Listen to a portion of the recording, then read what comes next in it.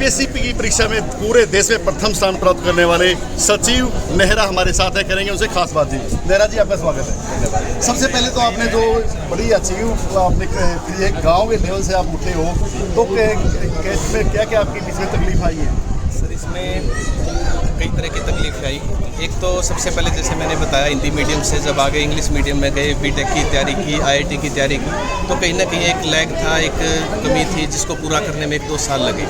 उसके बाद जब ट्रिपली में बीटेक में एडमिशन लिया, मैं भिवानी सिटी आईटी कॉलेज से पास आउट हूँ। उसके बाद अगली दिक्कत थी, नौकरी मिल गई, एक सीजन की नौकरी अच्छी थी, इनकम टैक्स डिपार्टमेंट में काम कर रहा हूँ, लेकिन मेरा मन था कि मैं कुछ और अचीव करूँ और ज़्यादा करूँ।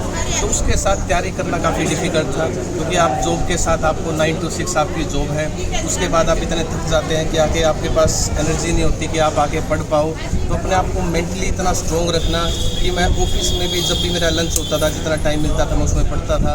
ऑफिस के बाद मैं गाड़ी में आता था तो अपने पॉडकास्ट, अपने लेक्चर सुनते हुए आता था। घर जाके अपना 2 घंटे 3 घंटे जितना भी मुझे टाइम मिलता था मैं पढ़ता था। सैटरडे संडे जब भी वीकेंड्स मिलते तो उसका भरपूर इस्तेमाल करते हुए 8-8, 10-10 घंटे, 12 घंटे पढ़ते थे। जब भी कोई एग्ज़ाम था, जैसे कि ये एग्ज़ाम था, तो 2 महीने 3 महीने की छुट्टियाँ लेके डिपार्टमेंट से और पूरे 16-16 घंटे की पढ़ाई की है। जैसे गांव के जो बच्चे हैं वो अंग्रेजी में थोड़े ढीले होते हैं, तो अंग्रेजी में कैसे वो आप पहुँच गए? सर, कई तरीके हैं इसके। इंग्लिश मूवीज़, मतलब हज़ारों इंग्लिश मूवीज़ देखी है हमने। इंग्लिश कोई मूवीज़ नहीं, इंग्लिश सीरीज़ नहीं कोई जो हमने देखी ना हो। दूसरा book sir, fiction, psychology, philosophy, spirituality, ऐसा कोई फील्ड नहीं जिसकी बुक्स हमने नहीं पढ़ी हो। तो मैं सभी युवाओं को ये बोलूँगा, बुक्स में इंटरेस्ट लें, आपकी मनपसंद की बुक्स ही पढ़ें, चाहे फिक्सन है, चाहे नॉन फिक्सन है, सेल्फ हेल्प है, कोई भी कैटेगरी, बट इंग्लिश बुक्स पढ़ें, जिससे आपकी वोकैब अच्छी होगी, आपकी कॉम्प्रिहेंशन अच्छी होगी, आप में कॉन्फिडेंस आएगा और आप इंग्लिश पे जो लेके आपको डर है वो कम होगा। साथ में इंग्लिश मूवीज सीरीज़ देखें, डॉक्यूमेंट्रीज देखें, अपने इंग्लिश न्यूज़ चैनल्स को फॉलो करें, जिससे जो भी आपकी हिचक है, हेजिटेशन है, इट विल ओवर। आपका मंजिल क्या थी? क्या मंजिल मिल गई आपको? सर, मेरी मंजिल यही थी कि मेरे को एक बड़े अधिकारी के तौर पे समाज की सेवा करनी थी। इनकम टैक्स डिपार्टमेंट में भी पिछले 8 साल से मैं सेवा दे रहा हूँ, लेकिन हमेशा लगता था कि जो पोटेंशियल, जो प्रतिभा है, उसके हिसाब से मैं और ज़्यादा कर सकता हूँ, और इस पोस्ट पे आके मैं और ज़्यादा डिसीजन ले पाऊँगा और ज़्यादा ऑटोनॉमी होगी, तो मैं समाज के लिए और ज़्यादा सेवा कर पाऊँगा। और ईपीएफओ डिपार्टमेंट उसका काम ही समाज सेवा है। विभिन्न प्रकार के एम्प्लॉइज़, वर्कर्स को प्रोविडेंट फंड का फ़ायदा, उनकी स्कीम्स का फ़ायदा पहुँचाना हमारा काम होगा, और वो काम मैं अपनी निष्ठा से। सचिव जी कहते हैं ना यूपीएससी वाले भाई आईएएस और आईपीएस बनेंगे, लेकिन आप दूसरी उसमें गए हो, थोड़ा इसके बारे में बताओ। जी, यूपीएससी 2 तरह के एग्जाम्स मेनली कंडक्ट कराती है। आपने सीडीएस सुना होगा, असिस्टेंट कमांडेंट सुना होगा।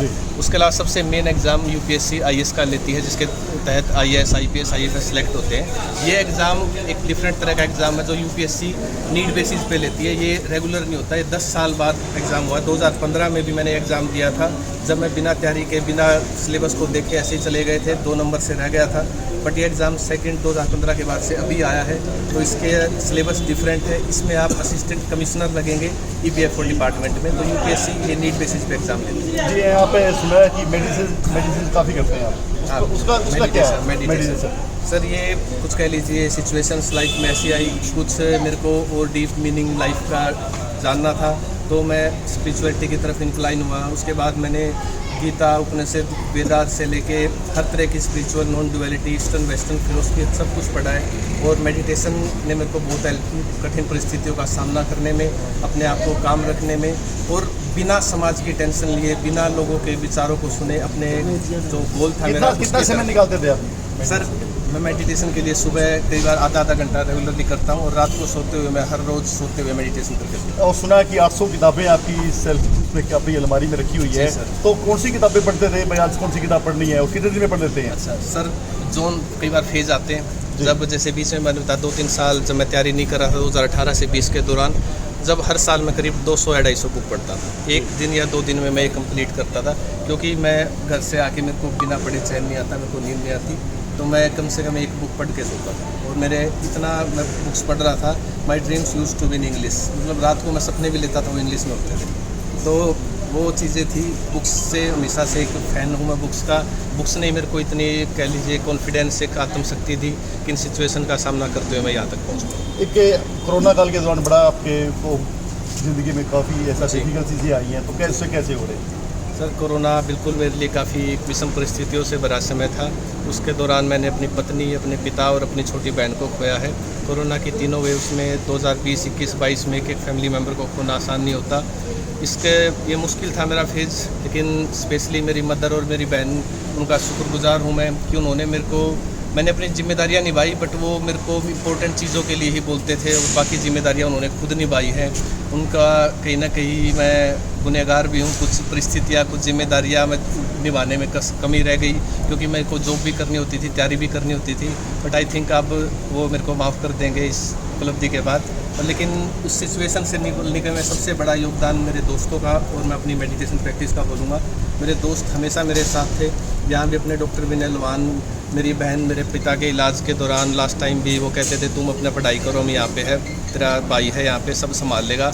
मतलब मेरे को कोई दिक्कत ही नहीं थी। मेरे दोस्तों ने मेरी फैमिली को भी संभाला है, मुझे भी संभाला है, और उन्होंने इतना मोटिवेट किया कि मैं आज यहाँ तक पहुँचता। अपने गांव के एरिए में एक चीज़ देखने में आती है, किसी को कैसे छोटी नौकरी मिल जाए उसके बाद में वो शांत बैठ जाता है। यानी एक नौकरी की भूख होनी चाहिए क्या, कैसे आगे बढ़े, वहीं नहीं रुकना चाहिए उसको। एक भूख भी ज़रूरी है, और एक मैं कहूँगा कि तैयारी को आप इसको एक इंजॉयबल प्रोसेस बनाएं कि आपको इसमें मज़ा आना चाहिए। मैं इतने साल तैयारी क्यों कर पाया, क्योंकि मेरे सारे दोस्त तैयारी ही कर रहे थे। मेरे दोस्त CBI में है, CISF में है, DSP है, IAS से सिलेक्टेड है, जैसे अमन लवान बताया। मेरे 10-12 जितने भी दोस्तों का ग्रुप है, हम सब ग्रुप भी एक सिलेक्टेड है, और इतने अच्छे ग्रुप में आके वहाँ जिसमें तैयारी का ही माहौल है, वहाँ पे आप कुछ भी अचीव कर लो, आपको लगता है आप कमी है। तो हमेशा एक मोटिवेशन था कि मेरे को भी और ज़्यादा करना है, और ज़्यादा करना है। और उन्होंने सबने एक माहौल था जिसकी वजह से तैयारी कभी बोझ नहीं लगी, और तैयारी में उन्हें खूब इंजॉय भी की। आने वाली जनरेशन और युवाओं के नाम संदेश। युवाओं के नाम यही संदेश है कि मैं वहाँ तक पहुँच सकता हूँ इस बैकग्राउंड से, हिंदी माध्यम से, और एक नारनौल जैसे छोटे गांव से। तो आप कोई भी पहुंच सकते हैं, बस अपना एक गोल डिसाइड करें। आपको लग रहा है जो भी वीकनेस है उस पर काम करें, और अपनी सोशल डिस्ट्रैक्शंस को ख़त्म करते हुए, विभिन्न गॉसिपिंग और इन चीज़ों से बचते हुए अपने गोल की तरफ लगे रहें, आपको सफलता ज़रूर मिलेगी। जी, ये थे सचिव नेहरा जी। इन्होंने बताया है कि ये ग्रामीण अंचल से उठे हैं, ग्रामीण अंचल में इनकी पढ़ाई हुई है। हालांकि इनको शुरुआती में दौर में हिंदी मीडियम में थे, अंग्रेजी में कम इंटरेस्ट था, लेकिन उसके बाद में गए, इन्होंने इंग्लिश भी सीखी, और इन्होंने जो ज़िंदगी में अपना गोल का था ना, वो पूरी मेहनत करके प्राप्त किया। कैमरामैन सचिन सैनी के साथ सुनील मान, न्यू इंडिया लाइव।